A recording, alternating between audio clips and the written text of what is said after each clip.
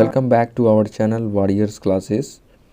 Dear students, आज की इस क्लास में हम लोग प्रेपोजिशन के मल्टीपल चॉइस क्वेश्चंस करेंगे जो कि air force, navy, army colour, SSC इन सभी एग्ज़ाम्स के लिए बहुत ही इम्पॉर्टेंट हैं। तो आप सभी लोग वीडियो को शुरू से लेकर के अंत तक ज़रूर देखिएगा और एक एक क्वेश्चन को खुद से सॉल्व करने का प्रयास कीजिएगा। तो आइए आज की क्लास शुरू करते हैं। देखिए, आपके सामने पहला क्वेश्चन जो दिया गया है वो है the poor have to walk dash morning to evening. Options देखिए इसके दिए गए हैं यहाँ पर in, to, from and before. तो सबसे पहले देखिए सेंटेंस में कहा गया है कि जो गरीब लोग होते हैं वो सुबह से शाम तक मेहनत करते हैं। सुबह से शाम तक, से का अर्थ आ रहा है, इसलिए आप यहाँ पर यूज़ करेंगे फ्रॉम का। देखिए इसके अलावा आप याद रखें कि जो फ्रॉम होता है इसके साथ हमेशा टू आता है अगर कोई दूसरा प्रपोजिशन आता है तो from to. Okay, the poor have to walk from morning to evening. देखिए बाकी जो ऑप्शंस यहाँ पर हैं टू, इन और बिफोर। इन का अर्थ होता है में, अगर कोई चीज़ किसी के अंदर है उसके लिए इन का यूज करते हैं। टू का यूज करते हैं किसी भी डेस्टिनेशन को बताने के लिए, अपने लक्ष्य को बताने के लिए। और बिफोर का यूज़ कई तरह से करते हैं, तो इसके बारे में हम लोग आगे जब प्रेपोजिशन पढ़ेंगे तो आपको बताएंगे। नेक्स्ट क्वेश्चन देखिए, क्वेश्चन नंबर 2। तो क्वेश्चन नंबर 2 आपके सामने लिखा गया है never laugh dash the disabled. Options देखिए इसके हैं on, from, to and at. तो यहाँ पर करेक्ट आंसर क्या होगा? Never laugh dash the disabled. इसका करेक्ट आंसर होगा option number D, never laugh at the disabled. इसको कैसे याद रखेंगे? फिक्स प्रीपोजिशन है ये, याद रखें लाफ एट। लाफ एट का मीनिंग क्या होता है? किसी पर हंसना, किसी पर हंसना, उसका मजाक उड़ाना। जैसे never laugh at the disabled, यानी कि कभी भी दिव्यांगों पर मत हंसो। Next question number 3। तो क्वेश्चन नंबर 3 देखिए दिया गया है I got your parcel dash Tuesday. मैंने ट्यूसडे को तुम्हारा पार्सल पाया। ऑप्शंस देखिए इसके हैं since, for, to and on. तो याद रखें किसी भी अगर दिन का नाम होता है जैसे संडे, मंडे, ट्यूसडे, वेडनेसडे, नाम होता है दिन का, तो उसके लिए हम यूज़ करते हैं ऑन। किस प्रीपोजिशन का यूज़ करते हैं? ऑन का यूज़ करते हैं। तो यहाँ पर होगा आई got your parcel on Tuesday. क्या बताया हमने? अगर देखिए किसी भी सेंटेंस में डे आता है तो उसके पहले लगाएंगे ऑन। मंथ आएगा यानी कि महीने का नाम, जैसे जनवरी, फरवरी, तो वहाँ पर आप लगाएंगे इन। या इसके अलावा ईयर आएगा जैसे 2019, 2021, तो इस तरह से आप यहाँ पर यूज़ करेंगे इन। ओके, आवर आएगा और यानी कि घंटा, जैसे 5 o'clock, 6 o'clock, तो उसके पहले आप यूज़ करेंगे एट। इन सभी को याद रखें, इन का यूज़ करेंगे ईयर के पहले, मंथ के पहले भी इन का यूज़ करेंगे, डे के पहले ऑन यूज़ करेंगे और आवर के पहले एट का यूज़ करेंगे। बाकी यहाँ पर दो ऑप्शंस देखिए दिए गए हैं सिंस और फॉर। तो सिंस का यूज करते हैं पॉइंट ऑफ टाइम को डिनोट करने के लिए। पॉइंट ऑफ टाइम का मतलब क्या होता है? एक डेफिनिट टाइम, जैसे मैंने कहा 10 बजे सोमवार को, तो ये सभी क्या है? डेफिनिट टाइम है। और मैंने कहा फॉर, तो फॉर का यूज करते हैं पीरियड ऑफ टाइम को दर्शाने के लिए, यानी कि एक अनिश्चित समय को, जैसे 2 सालों से, 2 महीनों से या 2 वर्षों से। तो ये सभी क्या होते हैं? पीरियड ऑफ टाइम होते हैं। ओके, तो आपको ये सभी प्रीपोजिशन क्लियर है। नेक्स्ट देखिए क्वेश्चन नंबर 4। तो देखिए क्वेश्चन नंबर 4 आपके सामने लिखा गया है she was married dash an early age. Options इसके हैं यहाँ पर for, of, at and to. तो सोचिए फटाफट से क्या आंसर होगा इसका? She was married dash an early age. Early age की बात की जा रही है और एज के पहले हम यूज़ करते हैं प्रेपोजिशन एट का। इसका यूज करते हैं? एट का यूज़ करते हैं। तो यहाँ पर आप भरेंगे she was married at an early age. Clear है सभी को? नेक्स्ट, तो क्वेश्चन नंबर 5 आपके सामने यहाँ पर आ चुका है। देखिए लिखा गया his father died dash the age of 65, यानी कि उसके पिताजी की मृत्यु हो गई 65 ईयर्स के एज में, यानी कि 65 साल की उम्र में उसके पिता की मृत्यु हुई। तो हमने अभी आपको बताया कि एज की बात करेंगे तो क्या लगाएंगे यहाँ पर? एट, यानी कि his father died at the age of 65। Option number A इसका करेक्ट आंसर हो जाएगा। Next, question number 6। तो क्वेश्चन नंबर 6 देखिए लिखा गया है Gandhi ji fought dash the freedom of our country. Gandhi ji ने लड़ा हमारे देश की स्वतंत्रता के लिए। किस लिए लड़ा? स्वतंत्रता के लिए। और किसी भी सेंटेंस में अगर मीनिंग निकलता है के लिए या के उद्देश्य से, पर्पस को बताने के लिए हम यूज़ करते हैं for. Gandhi ji fought for the freedom of our country. तो यहाँ पर आप क्या लिखेंगे? फॉर लिखेंगे। याद रखें, फाइट के साथ फॉर भी लगता है और विद भी लगता है। तो आइए इसको डिटेल में जान लेते हैं। देखिए, जो फाइट होता है इसका मीनिंग क्या होता है? लड़ना। फाइट के साथ जब हम फॉर लगाते हैं तो ये फॉर जब लगाते हैं तो बताता है किसी भी चीज़ के लिए लड़ना, यानी कि ए थिंग। जब हम किसी चीज़ के लिए लड़ते हैं तो वहाँ पर फाइट फॉर लगाते हैं। और फाइट के साथ विद कब लगाते हैं? फाइट के साथ विद लगाते हैं जब हम किसी पर्सन से लड़ाई करते हैं, किसी व्यक्ति से लड़ाई करते हैं। जैसे रोहन फॉट विथ सोहन, रोहन ने सोहन से लड़ाई किया। तो जब किसी से, जैसे Indian fought with the British, यानी कि भारतीय लोगों ने अंग्रेज़ों से लड़ा। तो यहाँ पर अंग्रेज़ इंग्लिश क्या है? वो सभी अंग्रेज पर्सन की बात कर रहे हैं, इसलिए विथ लगा। लेकिन यहाँ पर कहा जा रहा है कि गांधी जी ने भारत की आज़ादी के लिए, हमारे देश की आज़ादी के लिए लड़ा। तो हमारे देश की आज़ादी के लिए अगर वो लड़ें तो देश की आज़ादी क्या है? यहाँ पर समथिंग की तरह यूज किया जा रहा है, तो इसलिए हम यहाँ पर फॉट फॉर का यूज करेंगे। तो option number D correct answer हो गया। Okay, next, question number 7। तो देखिए इसमें है the box belonged dash the landlord.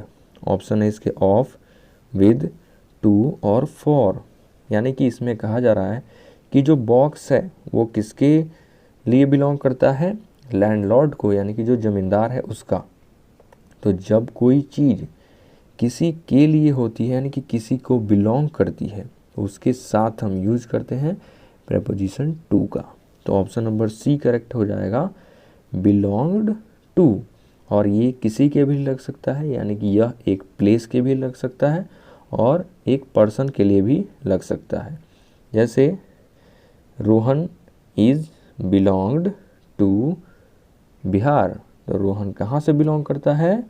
Bihar से। रोहन इज़ बिलोंग टू, तो वो बिहार से, तो बिहार प्लेस हो गया।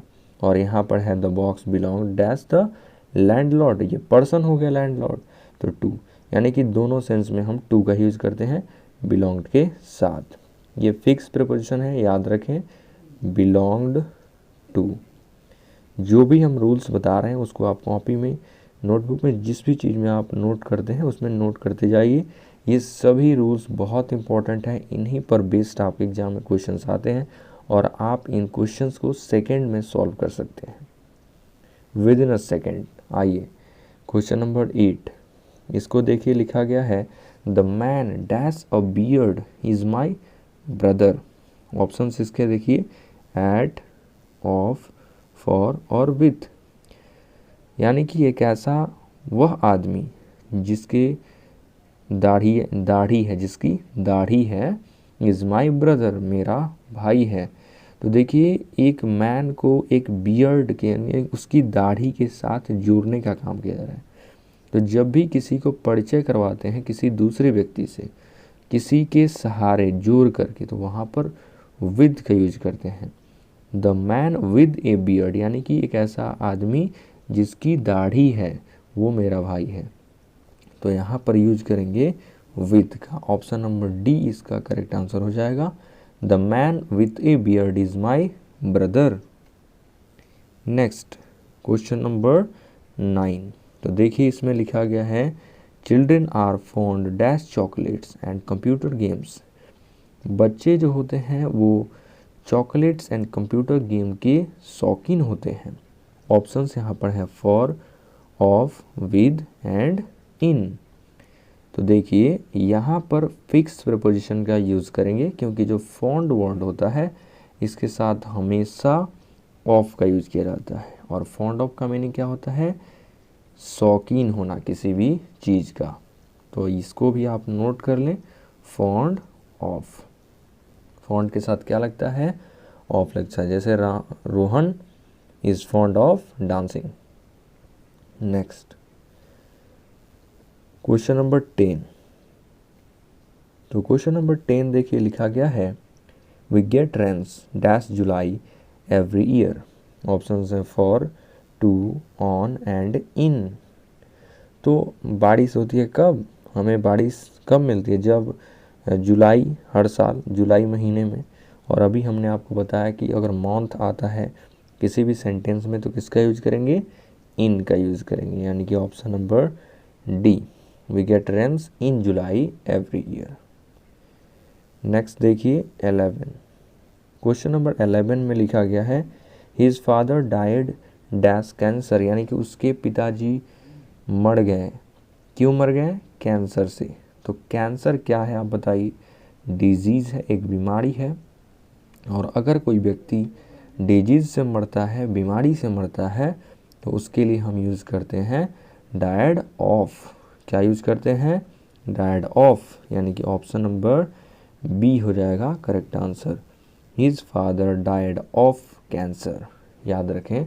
आइए हम थोड़ा सा डिटेल में आपको बताते हैं।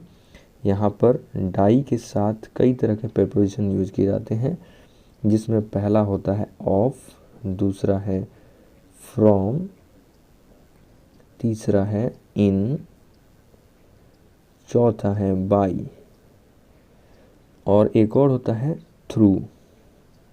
इधर लिख देते हैं थ्रू। देखिए इन सभी में अंतर क्या है, डाई ऑफ का यूज कब करते हैं, तो डाई ऑफ का यूज करते हैं जब कोई व्यक्ति बीमारी से मरता है। लिखते जाइए, डाई ऑफ का यूज करते हैं बीमारी से मरने के लिए। फ्रॉम का यूज कब करते हैं, डाई फ्रॉम का यूज करते हैं जब कोई व्यक्ति ज़्यादा खाने से या ज़्यादा पीने से मरता है, यानी कि ओवर ड्रिंकिंग से या ओवर ईटिंग से मरता है तब।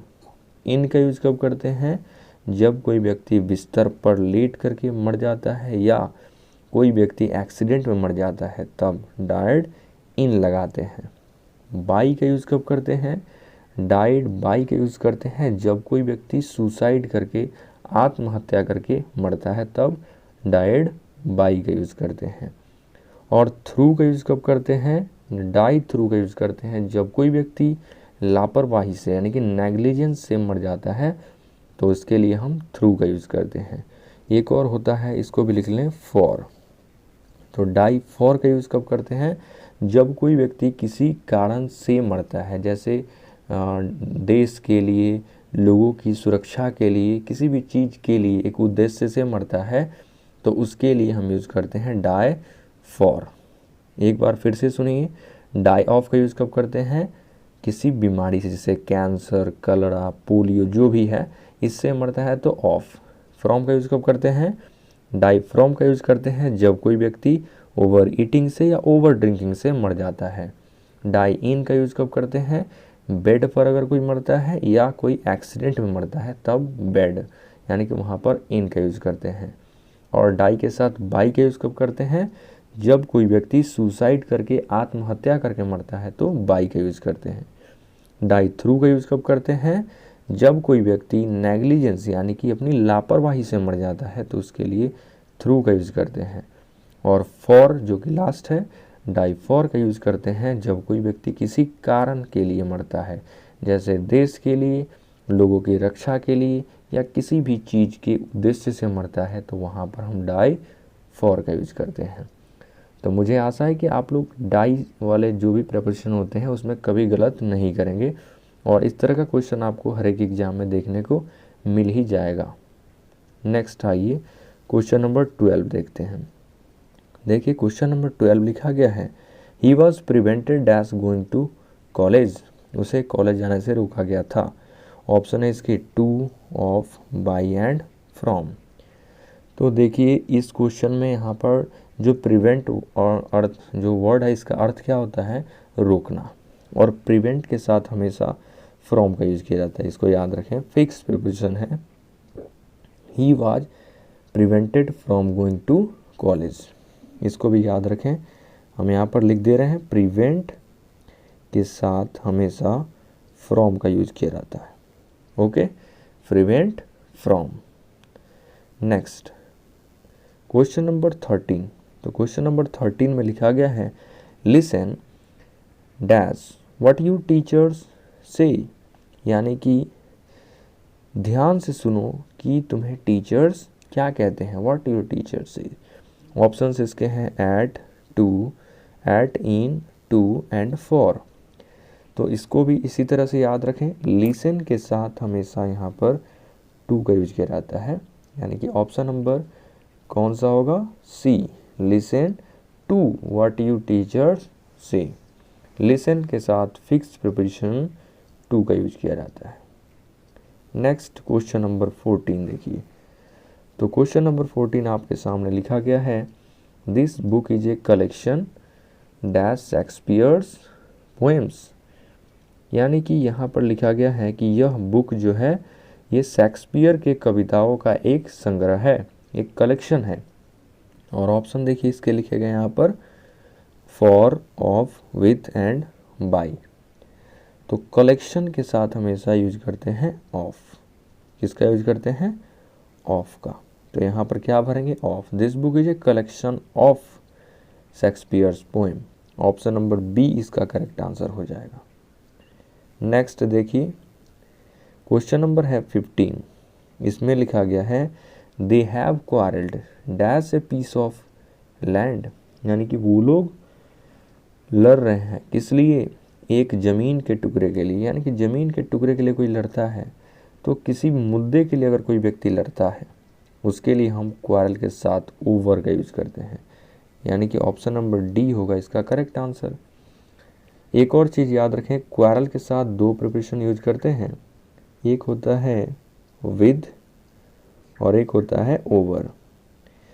क्वारल विथ का यूज करते हैं जब कोई व्यक्ति किसी दूसरे व्यक्ति से लड़ता है, जैसे आपको हमने बताया फाइट विथ और फाइट फॉर, इस तरह से क्वारल्ड विथ और क्वारल्ड ओवर। क्वारल्ड विथ का यूज करते हैं जब कोई व्यक्ति दूसरे व्यक्ति से लड़ाई करता है, जैसे Ram quarrelled with Rohan.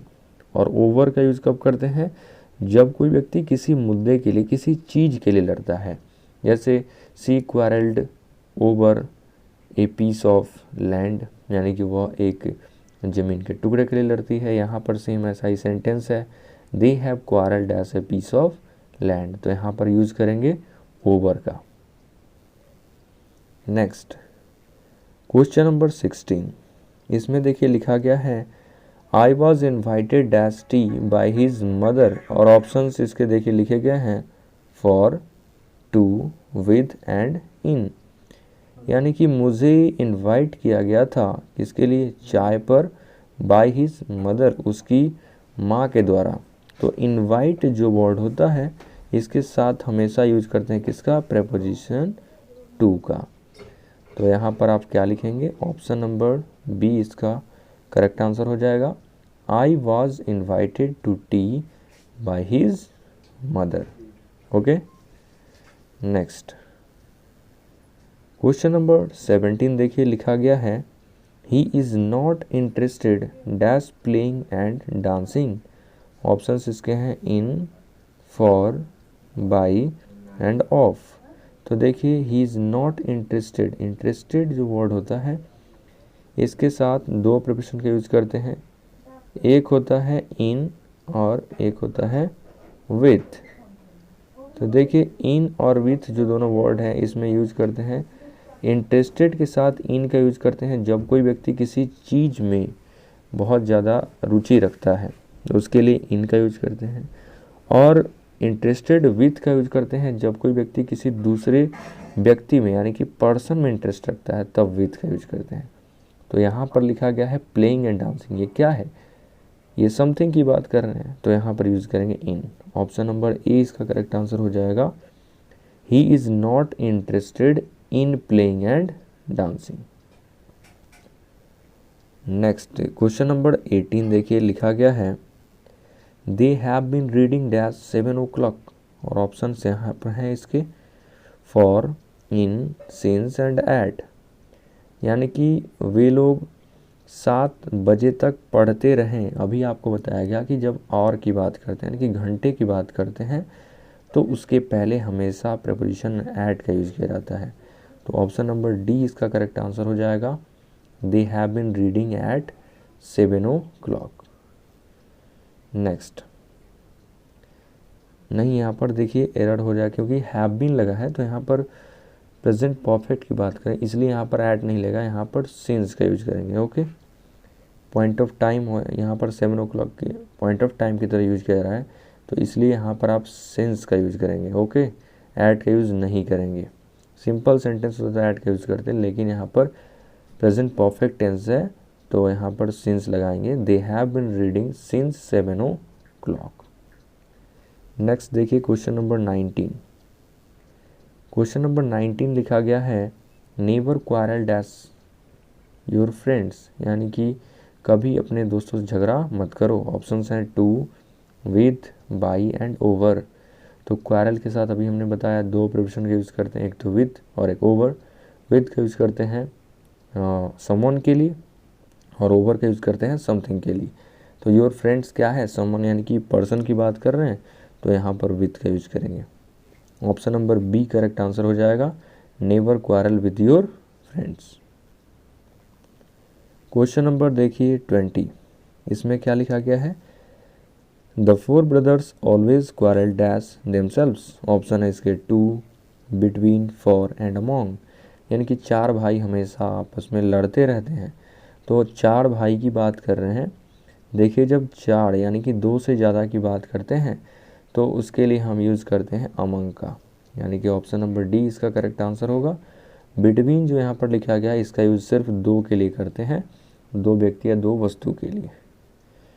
Next 21 देखिए, इसमें लिखा गया है try to reach the village dash sunset, यानी कि सूर्य डूबने से पहले घर तक पहुँचने की कोशिश करो, इसमें कहा जा रहा है। इस सेंटेंस का मीनिंग ये निकल रहा है। तो ऑप्शंस देखिए लिखे हैं before, by, from and on, जिसमें सूर्यास्त से पहले का मीनिंग एक ही दे रहा है जो कि है बिफोर, यानी कि ये टाइम को बताता है। तो यहाँ पर हो जाएगा try to reach, the preposition of time है, बिफोर यहाँ पर बता रहा है समय से पहले यानी कि सूर्यास्त से पहले। तो try to reach the village before sunset यहाँ पर होगा, करेक्ट आंसर हो जाएगा option number A before.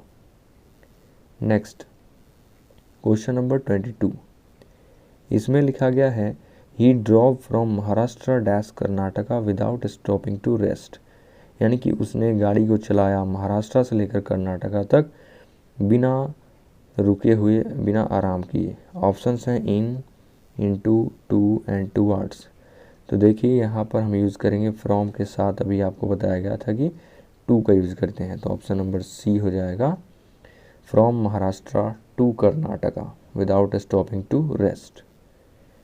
Next देखिए क्वेश्चन नंबर 23। तो क्वेश्चन नंबर 23 लिखा गया है ही ड्रॉव फ्रॉम महाराष्ट्र, ये तो अभी रिपीट है, ये सेम क्वेश्चन है।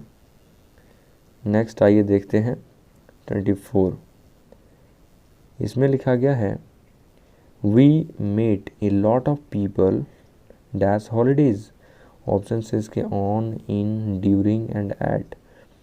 तो हम लोगों ने बहुत से लोगों से मिला छुट्टियों के दौरान, हॉलीडेज़ के दौरान। तो के दौरान के लिए हम यूज़ करेंगे क्या? ड्यूरिंग का। किसी भी समय अवधि को बताने के लिए पीरियड को बताने के लिए हम क्या यूज़ करते हैं, ड्यूरिंग का यूज़ करते हैं। ओके, तो यहाँ पर इस सेंटेंस में पीरियड को बताया जा रहा है कि हम लोगों ने बहुत से लोगों से मिला, कब, छुट्टियों के दौरान, यानी कि जब छुट्टी मिली थी उस टाइम हम लोग अपने गांव गए थे या जहाँ भी गए थे तो घूमा वहाँ पर। इस तरह से आप रिलेट करके याद रखेंगे, ड्यूरिंग का यूज करेंगे। नेक्स्ट 25, तो 25 देखिए लिखा गया है the firm has been dealing dash luxury goods for more than 2 decades. तो यहाँ पर देखिए जो डील वर्ड होता है, यहाँ पर पहले ऑप्शंस देखिए लिखा गया है इन, विद, आउट और ऑन। इसमें जो डील दिया गया है, देखिए सबसे पहले जानते हैं डील। डील जो वर्ड होता है इसके साथ 2 प्रिपोजिशन का यूज़ करते हैं, एक होता है इन और एक होता है विथ। तो डील इन जो होता है इसका अर्थ होता है व्यापार करना, यानी कि कमोडिटीज़ को डील करना किसी भी तरह के, और जो अनाज होते हैं सभी का, किसी भी गारमेंट्स का जब डीलिंग करते हैं तो उसके लिए इन का यूज़ करते हैं। और डील विथ का यूज़ कब करते हैं, नेतृत्व करने के लिए या किसी से, पर्सन से, यानी कि व्यक्ति के लिए जब हम डील करते हैं तो वहाँ पर हम विथ का यूज़ करते हैं। यहाँ पर कहा जा रहा है कि the firm has been dealing luxury goods, यानी कि लग्जरी गुड्स के बारे में बात कर रहे हैं, वस्तुओं के, सामान की बात कर रहा है। तो सामान के लिए हम क्या यूज़ करेंगे, इन, यानी कि ऑप्शन नंबर ए इसका करेक्ट आंसर हो जाएगा। The firm has been dealing in luxury goods for more than 2 decades. Next 26 number देखिए, इसमें लिखा गया है he went dash sea alone. Option है इन, टू, इनटू और ऑन।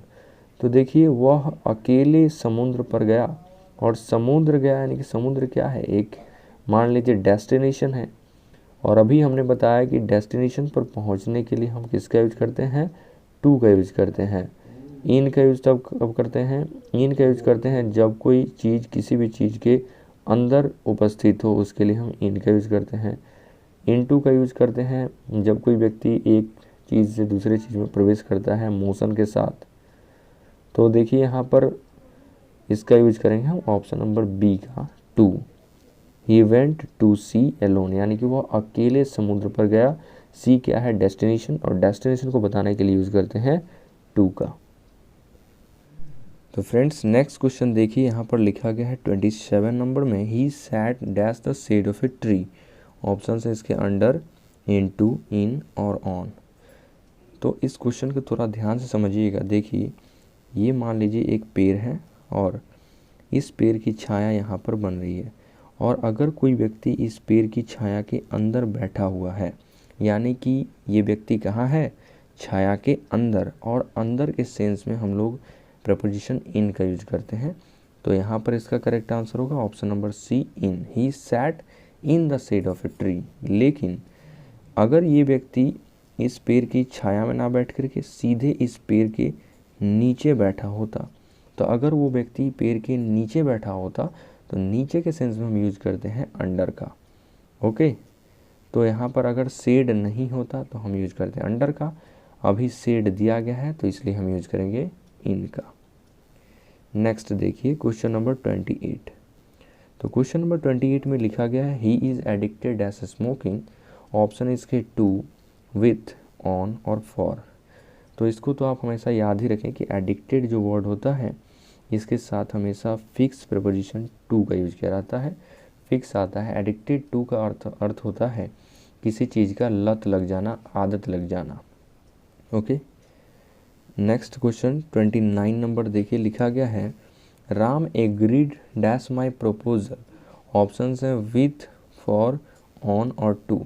तो जो एग्री होता है इसके साथ प्रपोजिशन टू का भी यूज किया जाता है और विथ का भी यूज किया जाता है, लेकिन दोनों का अर्थ अलग होता है। देखिए अगर कोई व्यक्ति किसी चीज़ से एग्री करता है, समथिंग के लिए यूज करते हैं एग्री टू, और अगर कोई व्यक्ति किसी दूसरे व्यक्ति से यानी कि पर्सन के साथ एग्री करता है तो उसके लिए यूज करते हैं विथ। तो यहाँ पर प्रपोजल है, प्रपोजल समथिंग की तरह यूज किया रहा है, इसलिए हम यहाँ पर यूज करेंगे टू का। Option number D correct answer होगा, Ram agreed to my proposal. Next question number 30, इसमें देखिए लिखा गया है everyone in the world is accountable to God dash is actions. Option है over, for, to and towards. तो अकाउंट, देखिए अकाउंटेबल वर्ड लिखा गया है, अकाउंटेबल के साथ टू का भी यूज करते हैं और फॉर का भी यूज करते हैं। टू का यूज करते हैं समवन के लिए और फॉर का यूज करते हैं समथिंग के लिए। तो देखिए यहाँ पर लिखा गया है टू गॉड, गॉड यानी कि समवन, और हिज एक्शंस, एक्शंस क्या होते हैं, समथिंग, यानी कि फॉर का यूज करेंगे। तो ऑप्शन नंबर होगा B, everyone in the world is accountable to God for his actions. Question number देखिए 31, इसमें क्या लिखा गया है, there is something wonderful dash him. Option है ऑफ, अबाउट, फॉर और इनसाइड। तो वंडरफुल यहाँ पर लिखा गया है, there is something wonderful dash him, उसके बारे में कुछ ना कुछ जो है आश्चर्यजनक है, तो उसके बारे में यहाँ पर यूज करेंगे अबाउट का। Option number B, there is something wonderful about him. Question number देखिए 32, इसमें लिखा गया है there is a bridge dash the river. Option है ओवर, ऑन, डाउन और एक्रॉस। तो ब्रिज कहाँ पर है, नदी के ऊपर है और नदी से टच भी नहीं है। देखिए मान लीजिए ये है एक नदी, ये नदी बह रही है और इसके ऊपर क्या है, ये नदी के अंदर ये पानी, ये नदी बह रही है और इसके ऊपर ये क्या है, एक पुल है। तो पुल क्या होता है, ब्रिज नदी में टच नहीं होता है, उसके ऊपर होता है। और जब कोई व्यक्ति किसी चीज़ के ऊपर होती है और वो टच में नहीं होती, उसके लिए हम यूज करते हैं ओवर का। इसका यूज करते हैं ओवर का। एक क्रॉस का भी यूज आप कर सकते थे, लेकिन देखिए एक क्रॉस का मीनिंग क्या होता है, इस पार से उस पार तक जाना, इस सेंस में हम यूज करते हैं। जैसे Rohan swum across the river, यानी कि रोहन इस किनारे से उस किनारे तक रिवर के तैरा।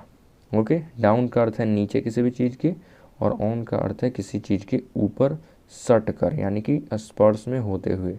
जबकि ओवर का अर्थ होता है ऊपर होना लेकिन टच में नहीं होना। नेक्स्ट क्वेश्चन नंबर 33 देखिए लिखा गया है the brave youth immediately jumped dash the river to save the drowning child. यानी कि देखिए यहाँ पर कहा जा रहा है कि जो बहादुर युवा था उसने अचानक छलांग लगा दी नदी में डूबते हुए बच्चे को बचाने के लिए। ये देखिए मान लीजिए यहाँ पर एक है, ये नदी बह रही थी, यहाँ पर ये थी नदी और नदी में पानी बह रहा था और यहाँ पर एक आदमी था, वो यहाँ से सीधे जा कर के छलांग लगा दिया, किसमें, नदी में, क्योंकि एक बच्चा जो था उसमें डूब रहा था। तो जब कोई व्यक्ति किसी एक स्थान से दूसरे स्थान पर गति के साथ प्रवेश करता है तो वहाँ पर हम इनटू का यूज करते हैं। और ये गति के साथ गया, उसमें कूद गया, यानी कि नदी के अंदर कूद गया, तो यहाँ पर इनटू का ही यूज करेंगे। ऑप्शन नंबर होगा B, the brave youth immediately jumped into river to save the drowning child. Okay, next देखिए क्वेश्चन नंबर 34, इसमें क्या लिखा गया है, इसमें है we can make no progress if we continue walking this conditions. Options हैं इनटू, विथ, फॉर और अंडर। सेंटेंस का मीनिंग है कि हम लोग कोई प्रोग्रेस नहीं कर सकते अगर हम कंटिन्यू वॉकिंग करते हैं, काम करते हैं इन शर्तों के अनुसार, के अनुसार के लिए हम यूज़ करेंगे यहाँ पर अंडर का। अंडर यानी कि किसी के देख रेख में, यानी कि दीज कंडीशंस, इन शर्तों के हिसाब से, तो यहाँ पर यूज़ करेंगे, अप्रोप्रिएट प्रिविजन होगा under, working under these conditions. 35, इसमें लिखा गया है Shivaji Maharaj fought dash every kind of aggression. Options हैं अगेंस्ट, टू, विथ और एट। तो सेंटेंस का मीनिंग है कि शिवाजी महाराज ने लड़ा हर एक प्रकार की एग्रेशन से, यानी कि बुराइयों से, तो उसने के खिलाफ यानी कि के विरुद्ध उसने लड़ा, तो इसलिए आप यहाँ पर यूज़ करेंगे फॉट अगेंस्ट। किसका यूज करेंगे, अगेंस्ट। और इसके साथ एक और हमने बताया था फॉट के साथ विथ और फॉर। तो फॉट विथ कब लगाएंगे, जब कोई व्यक्ति किसी व्यक्ति से लड़ता है, और फॉट फॉर कब लगाएंगे, किसी चीज़ के लिए लड़ता है। और यहाँ पर मिल गया अगेंस्ट, तो अगेंस्ट का यूज करेंगे जब के विरुद्ध कोई लड़ता है। ओके, क्वेश्चन नंबर 36 लिखा गया है don't depend dash others, you must stand on your feet. यानी कि दूसरों पर निर्भर मत रहो, तुम्हें अपने पैरों पर खड़ा होना चाहिए। तो डिपेंड जो होता है इसके साथ फिक्स प्रिपोजिशन आता है ऑन, और डिपेंड ऑन का मीनिंग क्या होता है, निर्भर होना। Don't depend on others, you must stand on your own feet।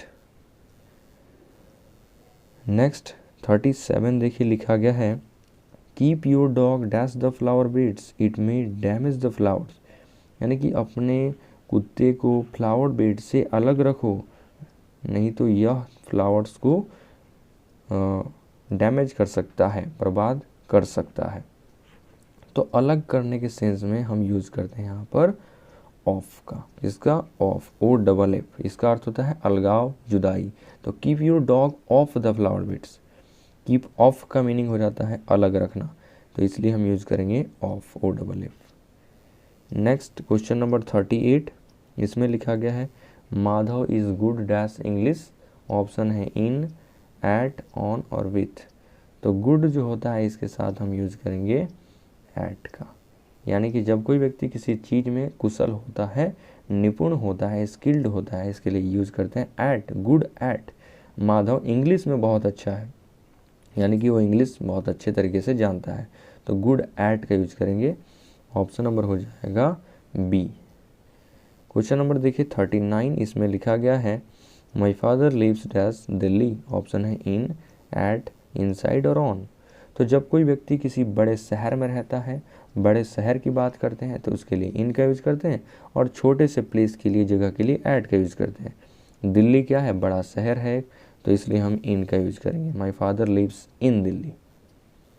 Next question number देखिए 40, इसमें लिखा गया है he travelled all the world when he was 80 years old, option है इन, ओवर, विथ और ऑफ। इस क्वेश्चन में कहा जा रहा है कि उसने पूरा वर्ल्ड घूमा जब वह 80 साल का था। तो ऑल ओवर द वर्ल्ड होता है, ऑल ओवर द वर्ल्ड का मीनिंग होता है पूरा का पूरा, यानी कि पूरा संसार उसने घूम लिया जब वह 80 साल का था।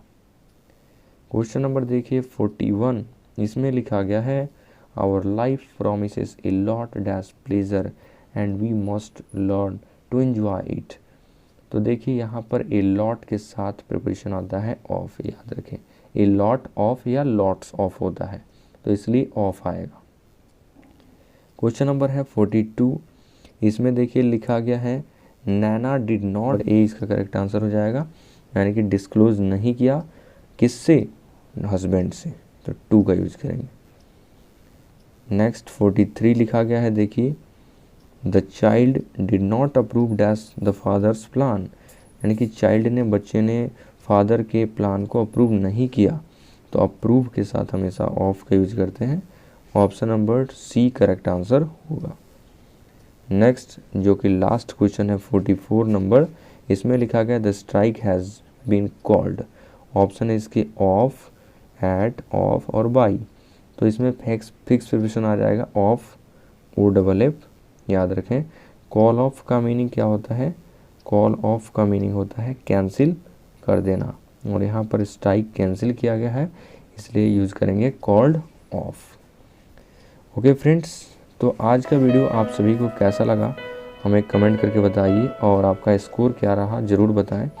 और अगर आपको ये वीडियो अच्छा लगे तो वीडियो को लाइक कीजिए और चैनल को सब्सक्राइब भी कीजिए, दोस्तों को शेयर भी कीजिए। ओके, तो मिलते हैं जल्द ही नेक्स्ट वीडियो में। जय हिंद।